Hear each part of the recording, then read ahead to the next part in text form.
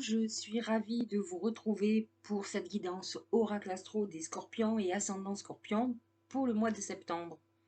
Alors bien sûr que lorsque nous sommes dans la saison de la Vierge, pour vous c'est une très bonne saison. La Vierge est positionnée dans votre maison 11 qui est votre maison des amis, des protections. Alors autant vous dire que la nouvelle lune qui vient de passer en Vierge était très importante. J'espère que vous avez fait vos vœux. Mais pas d'inquiétude, pas d'affolement. Lorsqu'il va y avoir la pleine lune qui sera en poisson, qui est un signe ami pour vous, puisque le poisson est positionné dans votre maison 5, qui est une maison chanceuse, va vous permettre de faire encore des vœux et qui vont être encore plus puissants.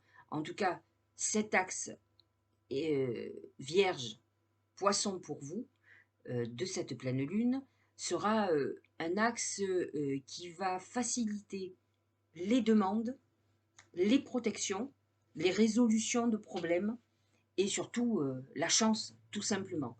Donc ça sera le moment de demander ce dont vous avez besoin ou ce que vous désirez. C'est un bon moment. La nouvelle lune de la balance le 25 septembre est beaucoup moins sympathique puisqu'elle est positionnée dans votre maison 12, qui est une maison spirituelle aussi, mais qui est une maison un peu de confinement, de blocage, de repli sur soi. Donc c'est un moment aussi qui va être beaucoup plus de réflexion que de création. Donc moi je vous suggère de travailler sur la pleine lune qui va y avoir le 10 septembre et de laisser passer cette nouvelle lune plutôt pour méditer, pour faire de la purification, du nettoyage. On n'est jamais assez nettoyé, je le dis toujours, en tout cas énergétiquement, mais physiquement aussi.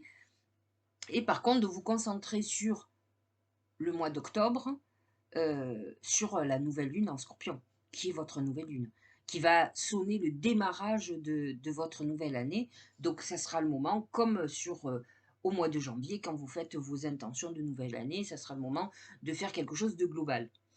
Donc, comme je vous le disais, cette Vierge qui est très serviable, qui est dans le détail, va vous donner un vrai coup de pouce, d'autant plus qu'elle va comment dire, accélérer, elle va déclencher toutes vos protections et surtout vos aides, vos appuis, les gens qui vont vous aider dans tout ce que vous êtes en train de mettre en route. Vous avez Vénus qui est positionnée dans la Vierge du 5 septembre au 29 septembre.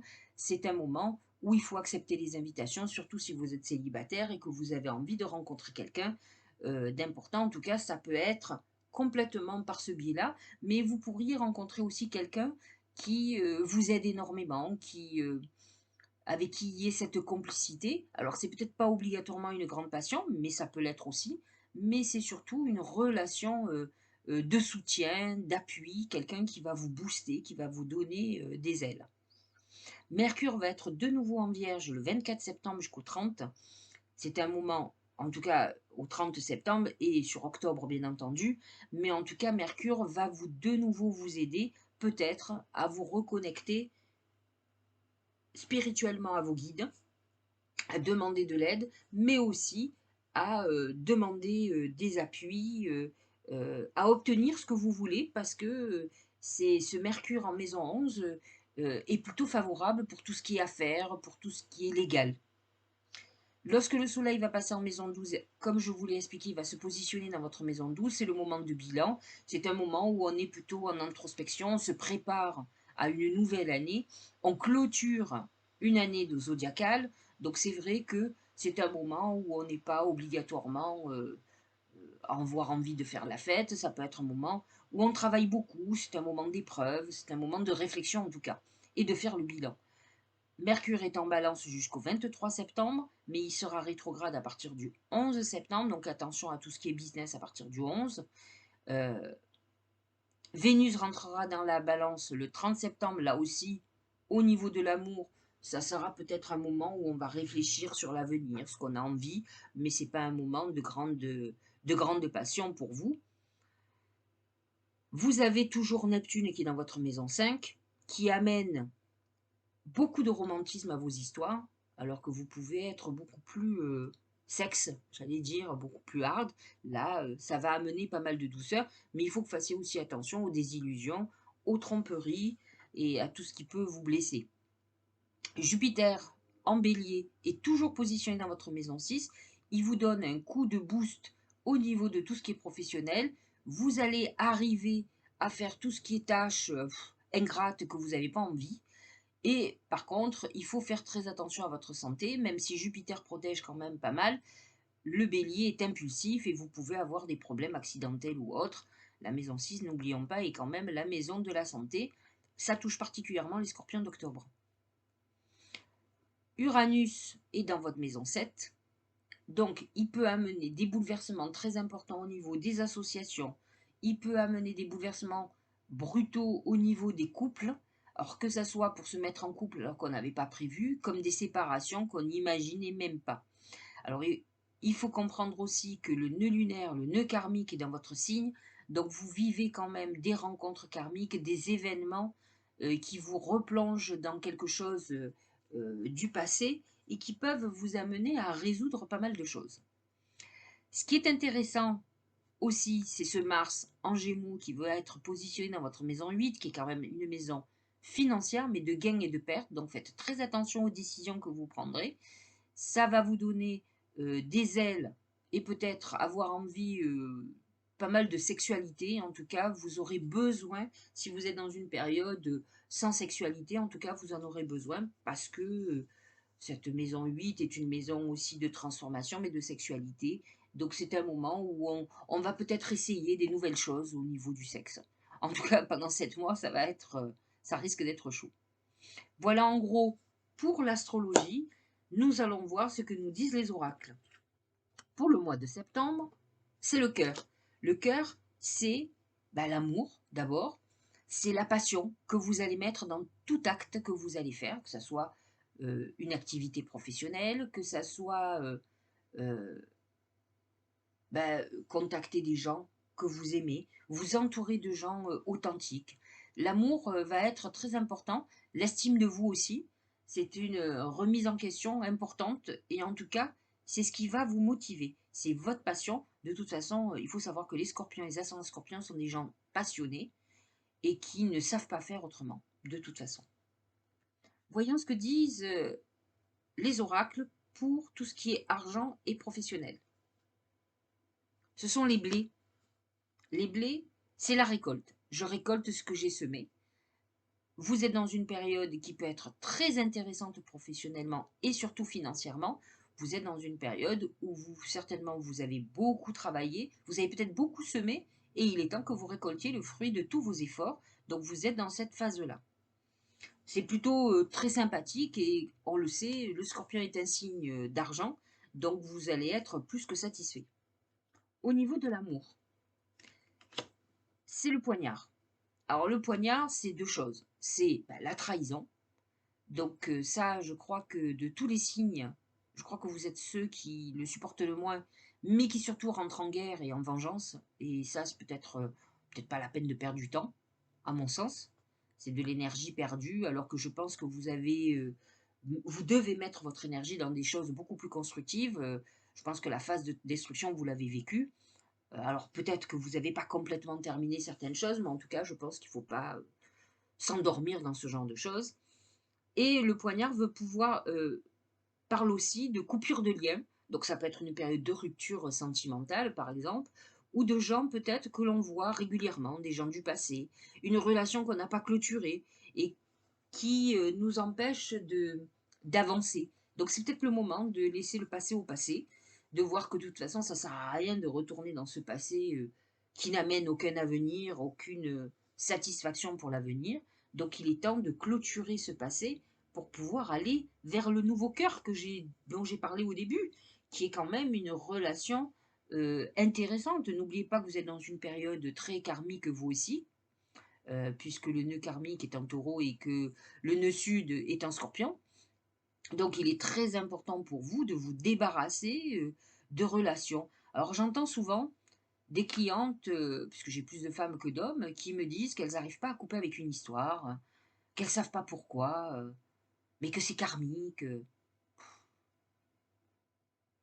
Je ne vois pas l'intérêt de s'endormir pendant des années dans une histoire avec un mec qui vient vous voir une fois tous les 36 du mois, qui réapparaît, sous couvert qu'il y a une relation importante, qui n'est pas importante, qui est juste sexuelle à mon avis, hein, mais bon, ça n'engage que moi. et qui en fait, comme vous pensez qu'il y a un côté karmique, c'est peut-être vrai, hein. En tout cas, votre vie est remplie de vide, en tout cas au niveau de l'amour, grâce à cette personne et à cette relation. Donc à un moment donné, soit vous prenez conscience de ce que cette relation est toxique dans votre vie, et en tout cas vous empêche d'être heureuse de toute façon, et vous coupez, parce que finalement, votre histoire restera ce qu'elle est. C'est-à-dire que cette personne ne compte pas s'engager avec vous, revient parce que vous dites toujours oui, et en fait, vous donnera jamais rien. Donc ça, il faut en prendre conscience, il faut arrêter d'attendre, surtout des années. Moi, j'ai des gens, ils vivent ça depuis plus de 10 ans. Et du coup, bah, leur vie, c'est un désert désespérant. Oui, des rencontres, mais qui ne tiennent pas, puisque dès que l'autre arrive, paf, on quitte tout. Je pense qu'il faut, à un moment donné, être conscient de certaines choses qui n'aboutiront pas. Mais il n'y a pas besoin peut-être d'attendre 11 ans. Et de dire que c'est une relation karmique et que ça vous rassure. C'est un peu comme les flammes jumelles. Les gens acceptent des relations tordues, douloureuses, parce que c'est des flammes jumelles. Enfin, il y a une époque, on ne savait même pas ce que c'était une flamme jumelle. Moi, quand j'ai entendu ça, moi, je suis pour l'âme sœur, vous voyez, avec qui on est complice, avec qui on n'a même pas besoin de parler, on se comprend. Pour moi, l'amour, c'est quelque chose de douceur, c'est pas une souffrance. Après, chacun voit midi à sa porte, hein. Si c'est pour vivre, pour régler psychologiquement un problème d'une autre personne qui, euh, qui est en souffrance, j'ai peut-être donné, on va dire. Moi, je crois que j'arrête dans l'humanitaire, hein, au niveau amour, hein. Il faut arrêter, hein. Parce que dites-vous une chose qui est très importante, c'est que pendant que vous vous occupez de régler les problèmes de l'autre, c'est jamais à votre avantage. C'est-à-dire qu'il va falloir avaler des couleuvres, hein. Avaler les tromperies, les mensonges, je pars, je reviens, les humiliations, mais parce que le pauvre garçon, il a été traumatisé par ses parents, ou que on comprend. Nous, les femmes, on fait de la psychologie terrifiante, moi je trouve. En tout cas, dites-vous que ça ne sera pas à votre avantage. Si vous êtes parti dans ce genre de croisade, ah ben vous allez souffrir beaucoup, beaucoup, et vous allez accepter de souffrir, hein, parce que c'est volontaire, pour essayer de sauver l'autre. Et je vais vous expliquer un petit truc qui est très simple, même si je ne suis pas psy, c'est que si l'autre ne veut pas changer, ben, il ne changera pas, vous êtes parti pour des années, hein. Ça me fait rire parce que c'est terrible. Je pense qu'à un moment donné, quand on est adulte, alors je parle adulte, c'est-à-dire 40, 50 ans, on a compris ce genre de schéma, quoi. On fait ça quand on a 20 ans, on veut sauver l'homme qu'on rencontre. Nous, les femmes, on est un peu comme ça, quoi. On est maternelles, donc quand on arrive à 50 ans, on a envie d'un mec qui est construit, quoi. Qui sait où il veut aller. Et s'il veut pas, il vous dit, écoute, moi je veux, tiens, mon indépendance, on se voit de temps en temps. Vous acceptez ou vous refusez, il faut arrêter de vouloir régler les problèmes des autres et dire qu'il était avec des femmes méchantes avant. faut, faut pas voir ça comme ça. Moi j'en ai plein qui sont revenus, hein, qui sont tombés avec des mecs qui leur ont menti, et puis finalement ils se sont rendus compte que bah, ce qu'ils faisaient à son ex, bah, elles le font à elle aussi, hein. Il faut avoir une certaine lucidité. Bon, allez. Clôturons avec l'oracle marc de café. La santé, c'est la clé. Vous avez la solution en vous. En tout cas, si vous avez un souci de santé, il y a résolution. On trouve le médicament, le traitement approprié. On est plutôt dans une époque où on avance, peut-être en résolution, mais je trouve que vous êtes beaucoup moins en période de guérison qu'à une époque. Au contraire, vous êtes dans une période où on va commencer vraiment à faire du dur. N'oubliez pas que vous êtes en fin de période dès que le soleil passe en balance, qu'on rentre dans la saison de la balance. Donc il est très important de faire ce fameux bilan et de savoir où vous voulez aller, où vous ne voulez pas aller, et de voir ce que vous avez fait l'année dernière. Est-ce que vous êtes content de votre évolution et qu'est-ce que vous voulez faire pour l'année qui arrive? C'est ça qui est très important de savoir. C'est ce qu'on fait tous à la fin d'année. On va recommencer ça au mois de décembre, hein. Le mois de décembre, c'est le mois de bilan, c'est le 12e mois, donc un peu comme le 9e, hein, comme le mois de septembre. On va réfléchir où on veut aller et ce qu'on veut faire, hein.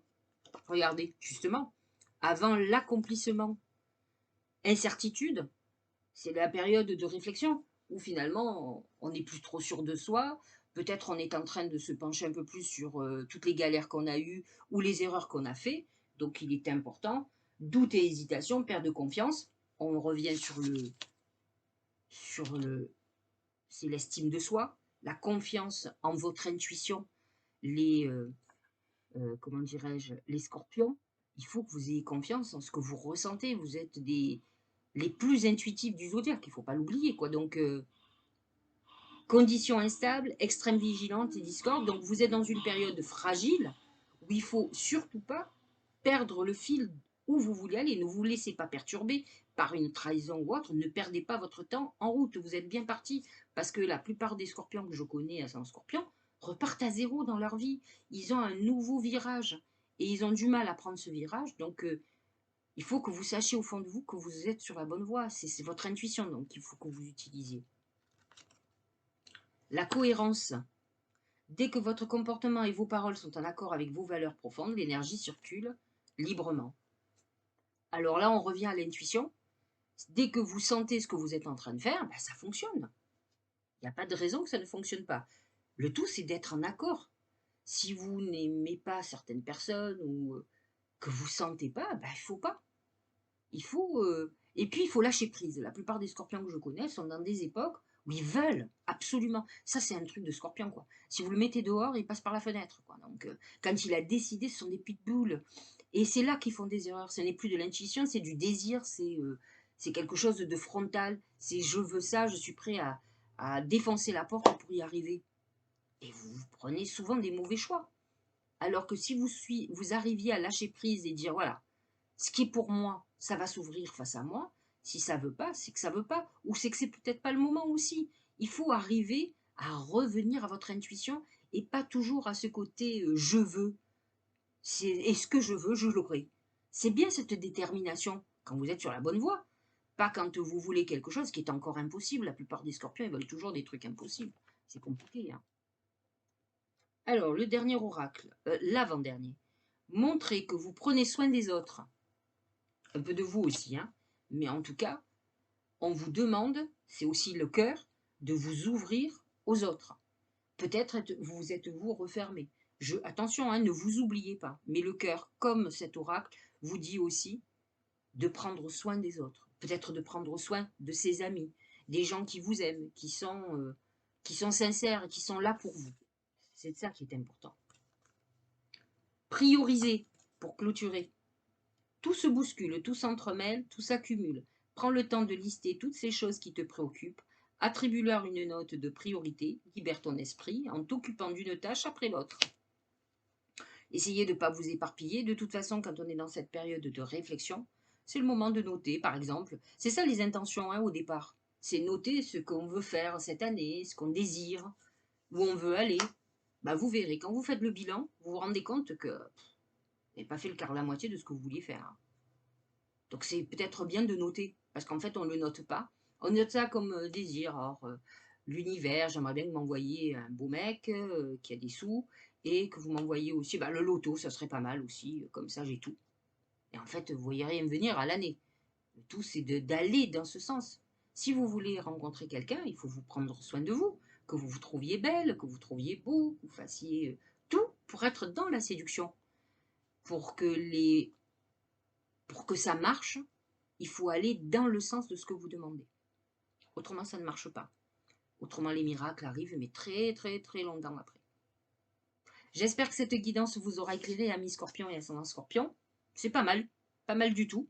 À vous d'entendre les conseils que les oracles vous ont donnés et continuez à avancer, vous êtes sur la bonne voie. Je pense que dès que le soleil passera dans votre signe, fin octobre, vous allez voir toutes les portes qui vont s'ouvrir. Vous êtes sur la dernière ligne droite et c'est ça qui est important de comprendre. À très bientôt.